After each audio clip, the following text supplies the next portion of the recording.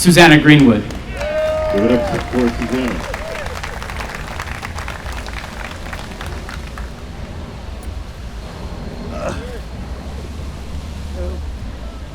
Hello?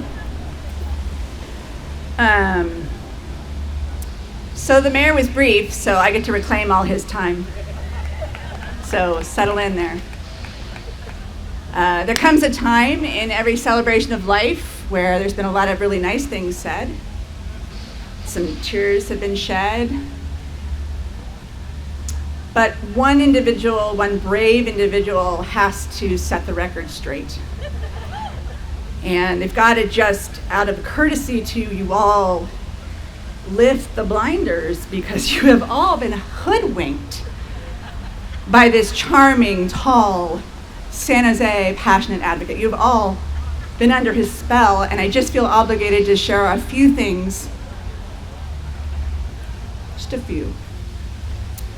I'm an introvert by nature, but I found myself over a decade ago in a very extroverted position of having to promote the city. And the only way you can do that is by surrounding yourself with real extroverts. You just kind of follow in their shadow. And Joe is a phenomenal networker, a very good friend, and he always had a very nice way of making sure you felt comfortable, got to know the people at the table, brought the other people from the street, and then the server from the restaurant, and then y'all were a family in just a matter of minutes. And then he'd go run off to the next event or say hi to other 12 people, and he'd leave you with your new best friends. But he always had a way of making you feel comfortable before he went away to his next gig. So he's been consistent, at least in his latest departure. You mentioned Joe Sr., you wanted to hear the stories, the dirt. I'll give two examples. I don't think he would be upset if I share one of his most annoying habits. Yes, he knew a lot of people. Yes, he knew a lot of things, a lot of facts. Yes, he could talk about any topic. He also was full of bullshit. So full of it. And because he was Joe, you never knew. I wrote a freaking book on San Jose. I assumed I knew a lot, and he would throw out things I didn't know, and then he would throw out things that were lies. Alternative facts. We'd be chatting, we'd be talking, and he'd say, oh yeah, do you know Larry Stone makes the best lemon pound cake? And in fact, they were gonna have like an episode of some dining show here. And he'd be like, really? And he'd be like, no. I made that up. It's like, damn it. So yeah, he was a big fat liar. So y'all are praising the liar. Great. That's cool, it's your prerogative. Joe would love it. The other story that is just kind of indicative of Joe as a whole, he was at a Viva event, you know, thought he was cool, thought he could go hop on one of those newfangled electric scooters. And he did. He hopped on it and he like rode it, and then he freaking broke his arm. He mentions this a couple days later, and I said, oh my gosh, like, you okay? And he's like, yeah, I gotta go have surgery. I was like, when? He's like, day after tomorrow. I said, oh my God, did you have a ride from the hospital? Nope. Hadn't really thought that one through. As Jennifer's sister says, his executive function didn't quite kind of get in there, and he didn't think that one through. I was, I just have to have surgery, and then I'm gonna just like walk home, drive home. No. I said, Joe, I'll pick you up, it's cool.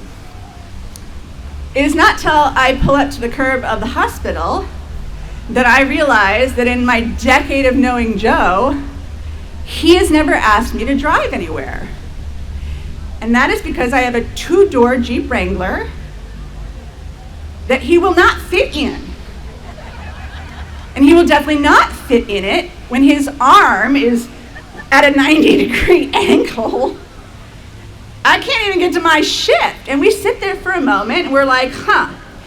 Now, at this point, it's important to explain that he is out of his freaking mind on whatever drugs they gave him, and everyone here has seen him in an altered state, whether you know it or not. But this shit was phenomenal. But Joe, being Joe, was like, we got it.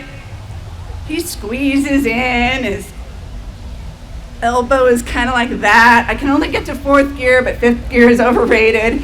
We don't have far to go. We get to First Street. First Street is full of signs that are like, we will tow your car. Do not park here for 1 second.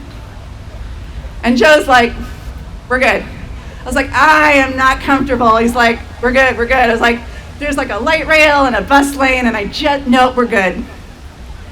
He's got his little barf bag, and he's promised me he's not gonna barf, but he keeps like inhaling. Dude's not feeling great. And then our second problem is, how do we get him up to his apartment?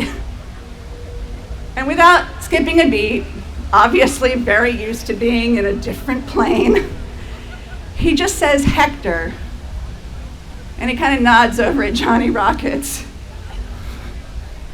So I get out of the car and I go to the register and I said, my name is Suzanna, are you Hector? And he says, yeah. And I said, I'm friends with Joe. And before I even get Joe Noonan out, someone is covering the register, and he is out, and large Hector is helping Joe, like without a request, into his and up to his apartment. This is something that happened a billion times, and is never more apparent with as the news spread of his passing.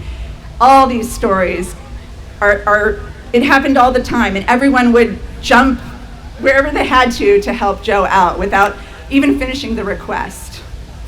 I think Joe would want to clear the record right now. Joe and I never dated. I think he'd want to make that very clear. He was a ladies' man, but we never dated. He was an exceptional +1 though, and he could tux up or t-shirt up in a matter of minutes. And yeah, his social schedule rivaled that of Sam and Sal combined. You definitely had to share him with a table of 9 ladies who would sit and fawn over him. But that is Joe. If you are with someone today next to someone that you do not know, introduce yourself. I'm not a hugger. Joe always got a pass. Everyone gives everyone else a hug today, please, for him. Thank you.